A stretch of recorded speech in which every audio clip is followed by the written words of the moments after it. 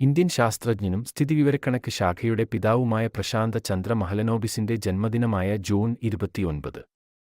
രാജ്യമെങ്ങും സ്ഥിതിവിവരക്കണക്ക് ദിനമായി ആചരിച്ചുവരുന്നു. മഹലനോബിസിന്റെ സംഭാവനകളെക്കുറിച്ച് ഇന്ത്യയിലെ യുവതലമുറയ്ക്ക് ബോധവൽക്കരണം നൽകുക എന്നതാണ് ദേശീയ സ്ഥിതിവിവരക്കണക്ക് ദിനത്തിന്റെ ഉദ്ദേശം.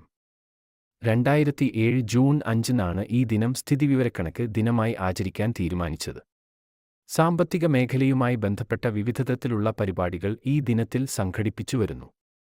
1893 ജൂൺ 29-നാണ് പ്രശാന്ത ചന്ദ്ര മഹലനോബിസ് എന്ന പി.സി. മഹലനോബിസ് കൽക്കത്തയിൽ ജനിച്ചത്.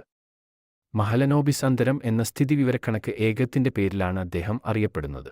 ഇന്ത്യൻ സ്ഥിതിവിവരക്കണക്ക് ഗവേഷണ കേന്ദ്രമായ ഇന്ത്യൻ സ്റ്റാറ്റിസ്റ്റിക്കൽ ഇൻസ്റ്റിറ്റ്യൂട്ട് സ്ഥാപിക്കാൻ നേതൃത്വപരമായ സ്ഥാനം വഹിച്ചതും അദ്ദേഹമാണ്. സ്വതന്ത്ര ഇന്ത്യയിലെ ആദ്യ പ്ലാനിംഗ് കമ്മീഷൻ അംഗമായിരുന്നു പി.സി. മഹലനോബിസ്.